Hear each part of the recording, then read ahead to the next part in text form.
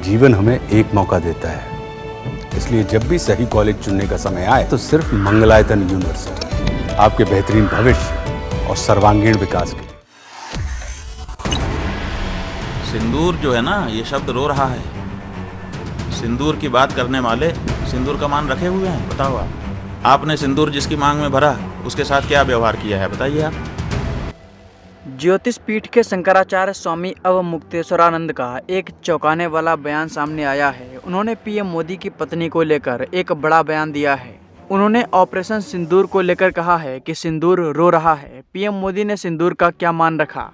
शंकराचार्य ने इसके साथ ही कहा कि आप प्राइम मिनिस्टर की पत्नी का रुतबा उससे कैसे छीन सकते हैं, क्यों वो प्रधानमंत्री के भवन में नहीं है। अवमुक्तेश्वरानंद ने इसके साथ और क्या कहा है, आइए आपको सुनवाते हैं।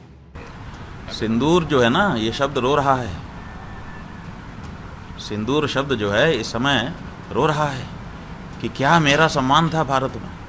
सिंदूर की एक डिबिया बहुत बड़ा अर्थ कहती थी। भारत में सिंदूर मतलब बहुत बड़ी चीज़ होती है। एक चुटकी भर सिंदूर, उसका बड़ा महात्म्य था। आज क्या हालत है।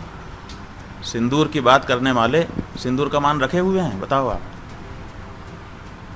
आप सिंदूर की बात करते हो, आपने सिंदूर जिसकी मांग में भरा उसके साथ क्या व्यवहार किया है, बताइए आप। क्या आपका दायित्व तो नहीं है, जब आप अपने चुनाव घोषणा पत्र में लिखते हैं कि ये मेरी पत्नी है, तो पत्नी का उसका रुतबा कैसे उससे छीन सकते हैं। क्यों वो प्रधानमंत्री जी के भवन में नहीं है, जबकि उसका हक है। तो आपने उसका हक क्यों मार रखा है। उसका हक था कि वो प्रधानमंत्री आवास में रहती। आप बात ना करते, आपकी नहीं पट रही थी, लेकिन आपकी विधिक रूप से पत्नी तो है। तो प्रधानमंत्री की पत्नी होने का जो भी उपलब्धि है, जो भी उसका बनता है, वो उससे क्यों वंचित रह गई। आप उसको अकेला छोड़े हुए हो।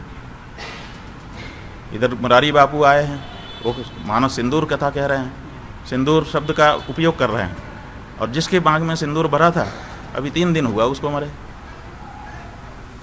कम से कम 10 दिन रुक जाते, सिंदूर का मान रख लेते। तो जो लोग सिंदूर का मान नहीं रख पा रहे हैं, वही सिंदूर की बात कर रहे हैं, जिसके कारण सिंदूर शब्द इस समय बेचारा धराशायी है और तड़प रहा है कि ये मेरे साथ क्या हो रहा है।